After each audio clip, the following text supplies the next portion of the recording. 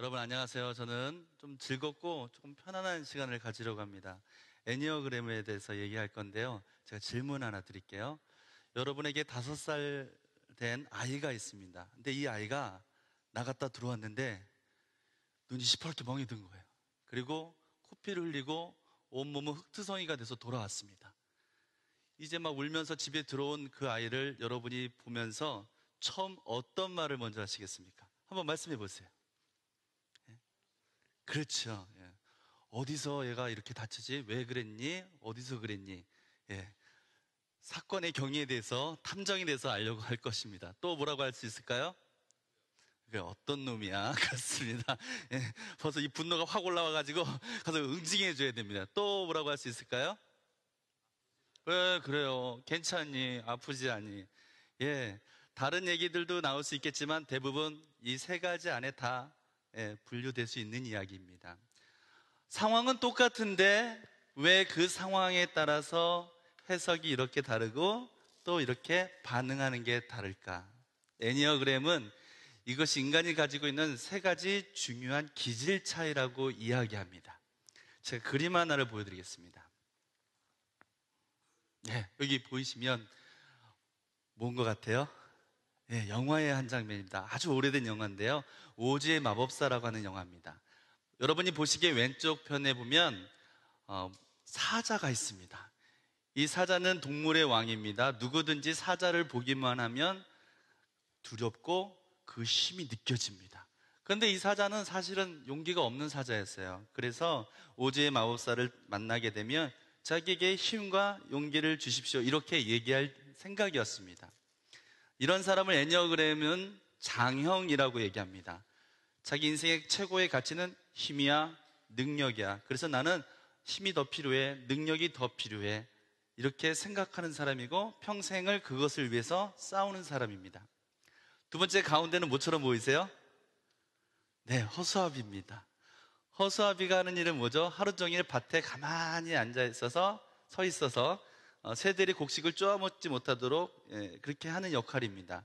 그런데 영화에서 보면 이 허수아비가 이렇게 얘기합니다. 새들이 자기를 무시한다는 거예요. 왜냐하면 자기 머릿속에는 지푸라기밖에 없어서 자기가 멍청하기 때문에 자기를 무시한다는 거예요. 그래서 오즈의 마법사를 찾아가면 똑똑한 머리를 주세요라고 이야기하고 싶어 합니다.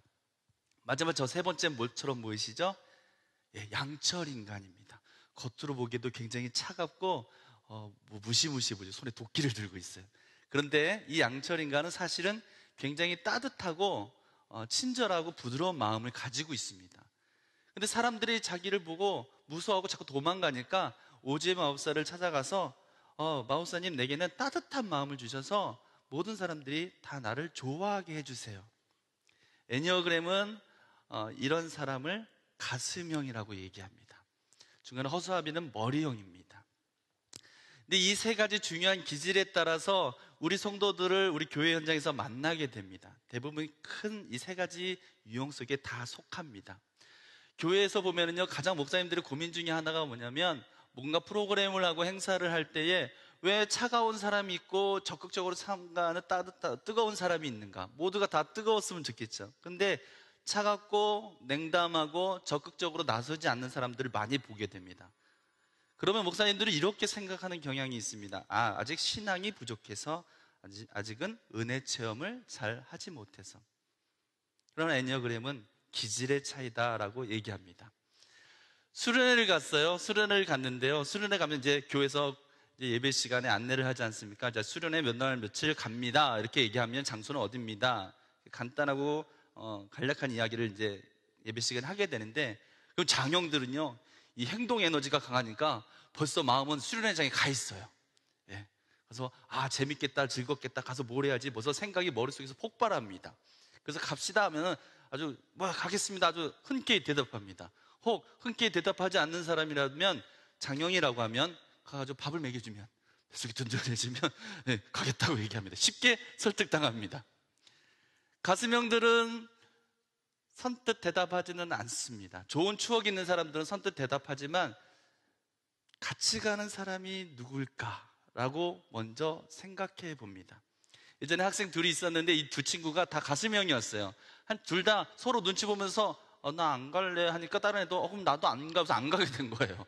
그래서 그 중에서 그래도 좀 괜찮은 애한테 가가지고 야, 너는 예쁘고 착하고 모두가 다 너를 좋아하는데 너가 안 가면, 이 가슴형이잖아요. 하나님이 얼마나 서운해 하시겠니? 이 가슴을 자극하니까 그렇겠죠. 그럼 저 갈게요. 걔 가게 됐어요. 한 명 또 있잖아요. 걔한테는 그냥 간단합니다. 걔 간대. 그러니까 자기도 가겠다는 거예요. 예? 쉽게 문제를 풀어갈 수가 있습니다. 세 번째는 머리형입니다. 머리형들은 좀처럼 가겠다는 얘기를 표현하지 않습니다. 가지 않겠다는 말도 잘하지 않습니다. 냉담합니다. 늘 거리가 멀어 보입니다. 이분들은요, 아주 상세한 계획서가 필요하신 분들입니다. 논리적으로, 합리적으로 설득을 해줘야 되고, 기회가 되면 그분이 갖고 있는 궁금증을 해결해 주어야 됩니다. 여럿 안에서 이렇게 얘기할 때 알아듣고 반응하는 사람은 장형밖에 없고요, 적극적으로 찾아가서 얘기해야 될 사람은 머리형들입니다. 그러면 그 정성에 혹은 그 논리적으로 페이퍼나 그 설명을 듣고 반응하게 됩니다. 예전에 어떤 교사가 있었는데 수련회를 가는데 머리형이에요. 반응이 없어요. 차가워요. 근데 한참 있다가 수련회 출발하는 시간이 다 돼서 왔어요. 아니, 그래서 어떻게 오게 됐냐고 하니까 자기가 수련회 강사로 오신 분들을 인터넷으로 다 조회해 봤다는 거예요. 거기 있는 프로그램들 다 조회, 뭐 추적 프로그램 다 조회해 봤대요. 어떻게 하는 건지. 그리고 이 강의가 굉장히 저한테 유익할 것 같습니다 생각하고 바로 오게 됐다라고 하는 것입니다. 설교도 기질을 잘 알면 조금 더 여러분이 갖고 있는 설교를 더 잘 전달할 수 있습니다. 예를 들어서 제가 예배 설교를 마치고 성도들이 이제 인사를 하면 은혜 받았습니다, 이 얘기 너무 듣고 싶어요. 그렇죠, 여러분? 근데 제가 그날 어떤 설교를 했느냐에 따라서 유형별로 은혜 받았습니다 하는 사람들이 다르더라고요.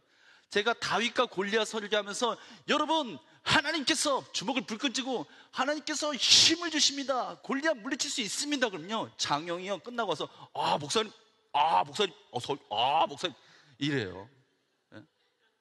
다른 유형들은 가만히 있습니다. 가슴형들을 울리는 설교는 이런 겁니다. 탕자 설교할 때 여러분, 우리가 탕자입니다. 그리고 하나님께서 탕자된 여러분을 부르십니다. 아무개야 오너라, 아무개야 오너라. 이렇게 얘기하면요, 가슴형들은요 눈물을 뚝뚝 흘립니다. 그리고 나서 끝나고 이렇게 인사하죠. 목사님 은혜 받았어요, 이렇게 얘기합니다. 머리형들은 어떨까요? 머리형들은 좀처럼 아멘하지 않습니다. 공갈 아멘합니다. 입만 뻥끗하는, 이렇게만 합니다. 이것도 하기 어렵습니다. 끝나고 나서 은혜 많이 받아도 은혜 받았습니다 말 잘 못합니다. 그냥 이렇게만 하고 갑니다. 그러나 얼굴을 보면 알 수가 있습니다. 예, 어떻게 해야 될까요? 머리형 설교는 이런 것입니다. 여러분, 회개의 헬라어에 메타노이아 있지 않습니까? 여러분, 회개는 헬라어로 메타노이아인데 가던 길을 멈추고 돌아오는 것입니다. 그러면 머리형들은 이렇게 얘기합니다. 이 세 가지를 여러분들이 전달하고자 하는 하나님의 말씀을 잘 기질을 이해해서 사용한다면 우리 교회에 있는 가슴형, 장형, 이 머리형들이 모두 공감할 수 있는 설교가 될 거라고 믿습니다. 저는 목회는 징검다리를 건너는 것이다라고 생각합니다. 안전한 다리가 아니죠. 편하게 건널 수 있는 다리가 아니라 징검다리입니다. 하나하나 넘어갈 때마다 고난이 있을 수 있고 갈등이 있을 수 있고 예기치 않은 문제들이 생겨날 수 있습니다. 장형들은 이렇게 건넙니다. 징검다리 까짓것 성큼 건너갑니다. 그러다 빠지죠. 빠지고 후회하고 분노합니다. 절제를 이야기해 주면 됩니다. 조용히 따라오며 침묵할 것을 이야기하면 잘 따라와 줍니다. 가슴형은요, 혼자는 잘 안 건너려고 합니다. 목사님이, 교우가 같이 걸어가 주십시오. 같이 내 친구가 되어줄게. 너는 잘할 수 있어. 왜냐하면 혼자 있다가 그거 빠지면요 수치심에 사로잡히기 때문에 그래요.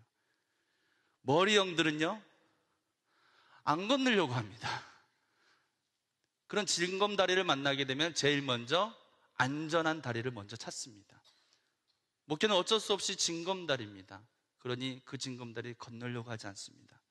그때 목사님이 안전함을 설명해 주어야 됩니다. 그리고 하나님이 함께 하심을, 그리고 그의 마음이 편안해질 수 있도록, 만족할 수 있도록 최선을 다해서 그를 설득시키셔야 됩니다. 그러면 그는 나중에 징검다리를 건너고 나서 거기다가 다리를 세울 사람입니다.